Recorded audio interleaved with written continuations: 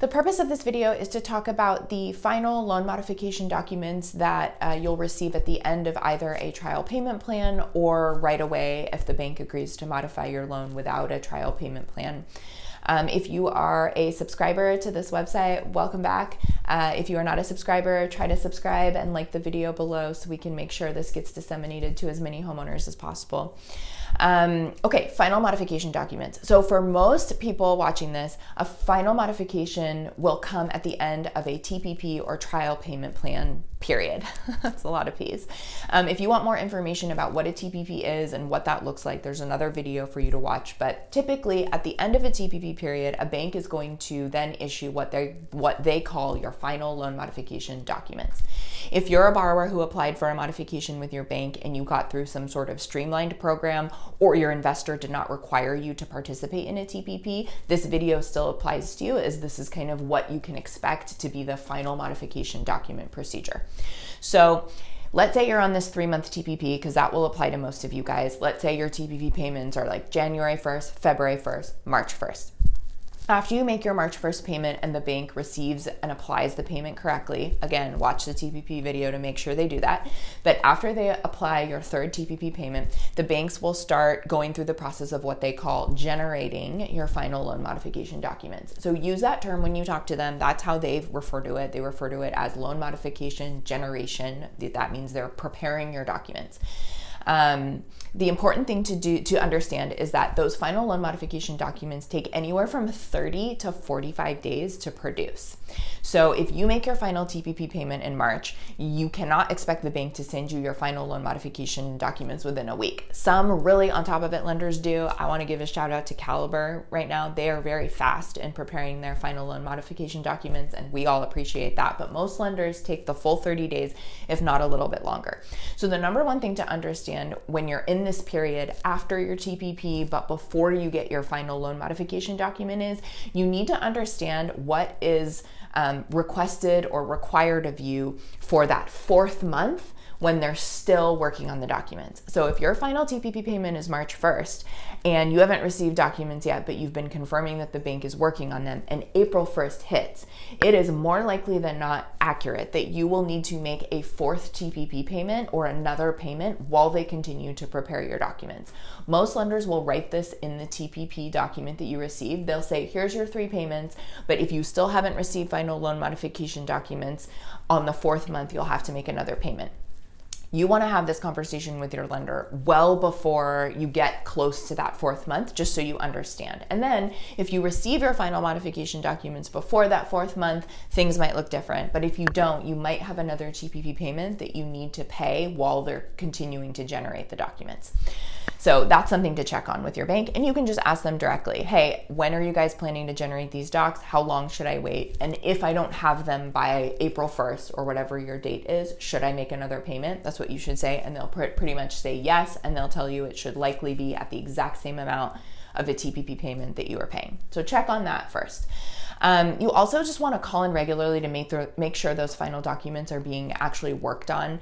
The customer service representative should be able to read you recent notes every 72 hours or every 4 days or so. Call in and just ask for an update and say, I just want to confirm that my final modification documents are being worked on. The customer service reps on the phone will go and check your file. What the bank is doing is they're writing them, they're checking your title report, they're making sure that they have all of their documents that they need on their end. And the underwriters who are drafting the final modification documents should be making notes to the file saying that they're working on it. So your job is to make sure you don't just sit there quietly for 30 days so that nothing gets lost in the mess that is often the lender system. So you want to call regularly, make sure they're working on them. Once you receive them, more likely than not, you will receive a huge packet in the mail.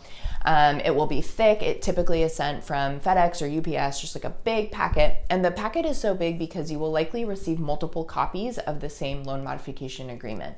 Different servicers have different requirements for how many copies they want executed, but overall, most banks want 2 original copies executed and returned, and then sometimes they even give you a 3rd copy to keep for your own records. So a lot of times these packets are like 40 pages, and so you're going to be expecting a big packet. Included in the packet is going to be, more often than not, almost 100% of the time, it should be a prepaid envelope for you to mail your original copies back once you fully executed them. So that's what you can kind of expect. If that's not coming and you're reaching like a 35 to 40 day period, you might want to consider opening what's called an escalation. And there's another video on this page about what an escalation is. But you're watching your mail, you're calling regularly, and you're waiting for them to send you this thick packet and a prepaid envelope. Once you get your thick packet, on the front of the packet, there's going to be a bunch of execution instructions. Take a deep breath, sit down with no distractions, and read those execution instructions. I cannot impart how important it is to get your side of the execution stuff correct the first time. It can be a complete nightmare. If you do something that the bank doesn't want you to do on the documents and then you have to redo it, that can drag the process out for several more months. So read the execution instructions. Every lender, every servicer is different. I'm just going to talk about a few common requirements that most servicers want when they give you your final modification documents. So number one, they want you to sign with a wet signature, and they want you to get the documents notarized. So typically always sign in black ink. Lenders will rarely or never want you to sign in blue ink or any weird color of ink. So just protect yourself, sign it in black ink. The other thing to be aware of is you need to sign your name exactly as it's listed on the mortgage documents. And so sometimes lenders include a middle initial, or sometimes if you have like a suffix to your name, like if you're a third or a junior, they'll write that. As long as it's your name, and it typically is, and it is spelled correctly, you want to sign exactly as your name is listed. This can cause a problem. So example, my name is Nadia, and then my middle initial is K, and my last name is Corridor. If I were to receive modification documents and they were supposed to be signed by Nadia Corridor, I would sign Nadia Corridor. If the name on the signature line in the document said Nadia K Corridor, I would want to make sure I revise my signature to include that K. So sign exactly as you're listed. You also want to review your loan modification documents to make sure that everything is correct. I always personally recommend that when you receive final modification documents, you take them to a mortgage attorney in your state and you have them review them, just to make sure they don't sneak in anything crazy like appreciation agreements or prepayment penalties or weird terms that you didn't know were coming. You can always find someone to have them reviewed just to tell you, hey, here's what you're signing. But if you don't have the ability to do that, make sure you review them, try to understand what they're saying. If you have questions, call the bank, ask the bank your questions, but it's always best to have an independent party review them. Most importantly, you want to review the information like your name, your property address. If your social security number is included, you want to make sure everything is spelled correctly. Lots of times lenders make mistakes in how they write things out, and so it can cause a problem if like your property address is missing a digit or something like that, and then those documents move forward in the process. Eventually, if you go to sell the home or refinance or something, it can be a nightmare to kind of undo that. So audit your documents for mistakes and have somebody review them so you understand what you're signing. The other thing you want to do, so let's say you get it reviewed, everything looks good, you understand what you're signing, you want to sign it. You're going to take it to a notary to get it signed. No knock on people out there who are notaries, but notaries are just humans who have a, notary certificate, and they often make mistakes. And so when you sign in front of a notary, they will do the thing where they sign their name, their date, their appointment expiration, and they'll put like a little stamp on it.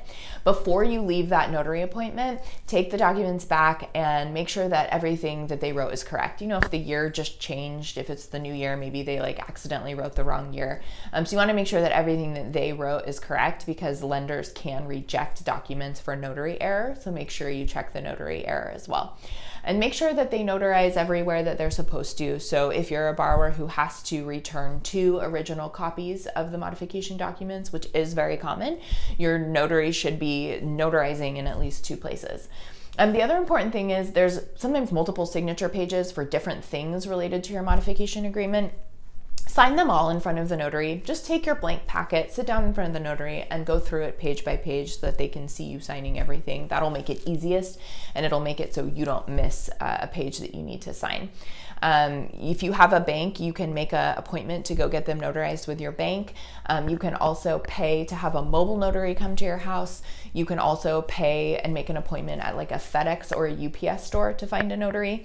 Some lenders, like Mr. Cooper, will offer a mobile notary on their expense to come to the house. And so that is something you can set up with, and they will have a piece of paper included in that package. If you want a mobile notary, you can definitely take them up on that. Next thing to pay attention to is when the documents are due back. Now, a very common situation is you're going to receive this packet and it's going to have some crazy due date like the next day, right? The reason that happens is because the lender generates the documents. So let's say they generate them on like January 1st. Then it takes the lender like 7 to 10 days to just get them through their mailing department to mail them out. So you may get the documents in the mail and it may say like they're due back like in a day. Don't fully panic. It's common. The first thing you should do if that happens is call your bank and get a note attached to your file that says, hey, I received these documents and I'm working on them and they will be returned shortly. The customer service representative will then type that in the system, and that will help prevent your file from not being closed. But then you do want to go get them executed and mailed back as soon as possible. So if you get documents and the due date is just like either past or unreasonable, know that that is a common thing that happens, but you should call your bank, tell them you're working on it, get that note attached to your account so you can just kind of quickly get it done from there. Once you send your fully executed documents back, it's important to kind of understand what the lender will do from there. So most lenders will put your executed documents through what they call a quality assurance or quality control process. And what they're doing there is they're verifying your signature, they're making sure that the notary's work is correct, they're making sure that you signed every page that you were supposed to, and that they received the requisite amount of original copies back. This quality control process can be very short and it can be very lengthy. Different servicers, different lenders have a different amount of time. But so after you send your documents back, you want to confirm that the documents were received, and then you want to be able to ask updates from your bank around this quality control process. Is my file going through quality assurance? Has it passed quality assurance? That's kind of the next step after they get the documents back. Once the lender gets the executed documents back and they put them through quality assurance, one of two things will happen. It will either pass, meaning you did everything correct and there weren't any issues, and then the lender will countersign the document. So you'll see on your documents there'll be a space for the lender to sign. If your documents do not pass quality assurance, the lender will attach a note to the account and it will say, here, there was a problem.